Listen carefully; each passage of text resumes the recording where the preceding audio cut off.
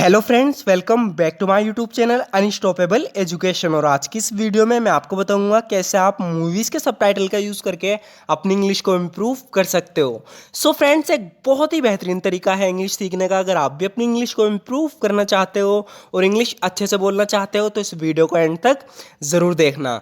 So friends, बिना किसी देरी के शुरू करते हैं आज की वीडियो और देखते हैं आज का अपना पहला सेंटेंस।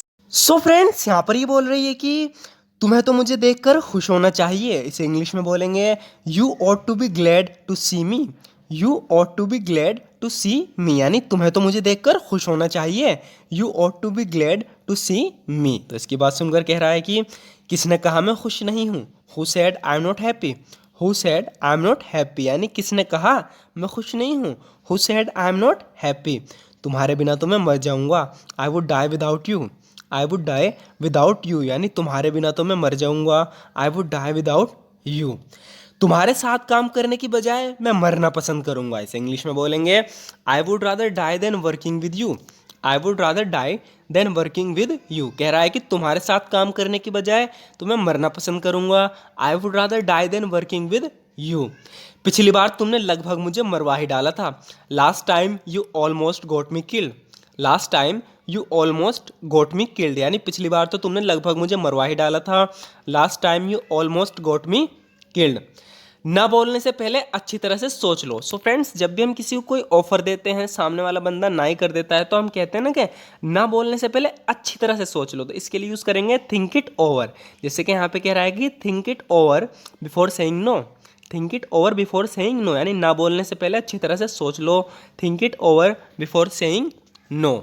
ऐसे मौके बार बार नहीं आते। Such opportunities don't come often. Such opportunities don't come often. So friends, often का यूज़ या तो हम अक्सर के लिए करते हैं या बार बार के लिए। यहाँ पर बार बार के लिए यूज़ हुआ है। जैसे ये बोल रहा है कि ऐसे मौके बार बार नहीं आते। Such opportunities don't come often. इतना अच्छा मौका जाने मत देना। इसे इंग्लिश में बोलेंगे don't let such a good opportunities go by. Don't let such a good opportunity go by. कह रही कि इतना अच्छा मौका जाने मत देना। Don't let such a good opportunity go by.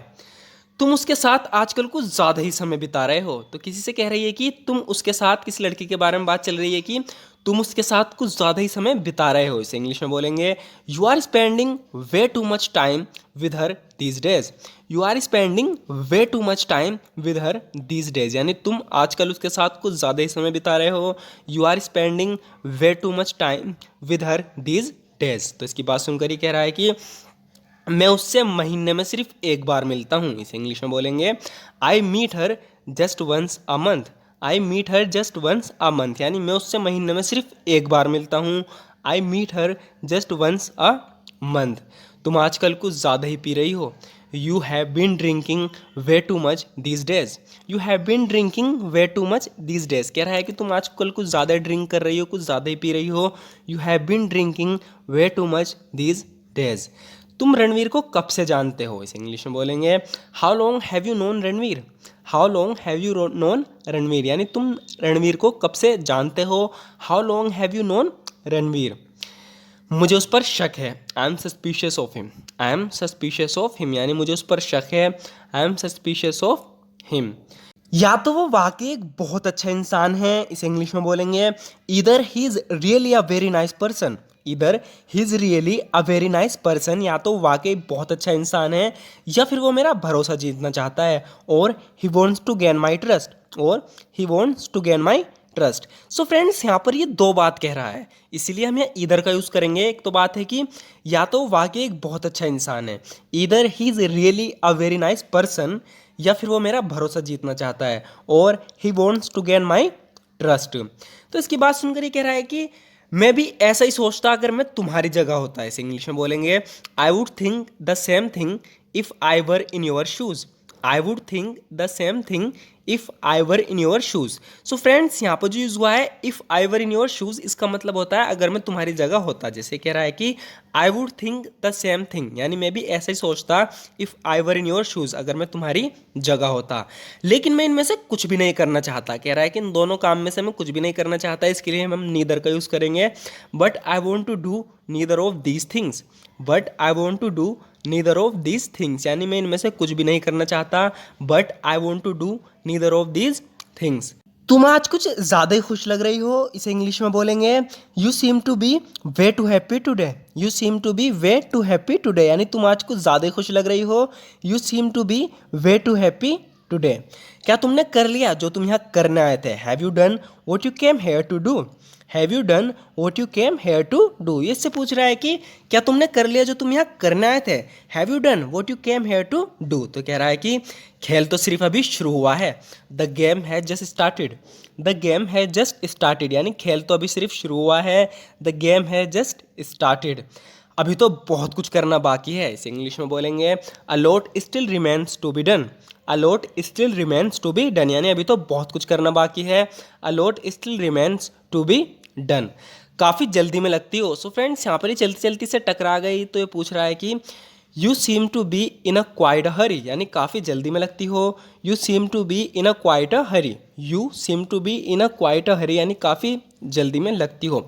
तुम दोनों एक दूसरे को कैसे जानते हो? इसे इंग्लिश में बोलेंगे how do you two know each other. How do you two know each other, यानी तुम दोनों एक दूसरे को कैसे जानते हो? How do you two know each other.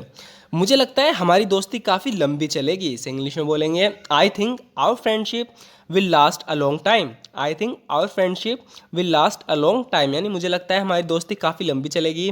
I think our friendship will last a long time, मुझे भी ऐसा ही लगता है। That's what I think as well. That's what I think as well, कह रहा है कि मुझे भी ऐसे लगता है। That's what I think as well. क्या तुम बताने का कष्ट करोगे कि तुम कौन हो? Would you mind telling me who you are. Would you mind telling me who you are. तो कोई अजनबी है, इससे बात करने लगा, तो कह रही है कि क्या तुम बताने का कष्ट करोगे कि तुम कौन हो? Would you mind telling me who you are. शर्मिंदगी से उसका चेहरा लाल हो गया था। इसे इंग्लिश में बोलेंगे her face got red with embarrassment. Her face got red with embarrassment, तो किसी के बारे में कह रहा है कि शर्मिंदगी से उसका चेहरा लाल हो गया था। Her face got red with embarrassment. तुम लोग सिर्फ यही भाषा समझते हो। इसे इंग्लिश में बोलेंगे this is the only language you people understand. This is the only language you people understand, यानी तुम लोग सिर्फ यही भाषा समझते हो। This is the only language you people understand. So friends, आज की वीडियो में इतना ही। ज़रूर बताना आपको आज की वीडियो कैसी लगी। अगर आपको वीडियो थोड़ी सी भी यूज़फुल लगी हो तो हमारी इस वीडियो को लाइक ज़रूर कर देना, क्योंकि आपके एक लाइक से हमें मोटिवेशन मिलती है इसी तरह की वीडियोज़ बनाने की।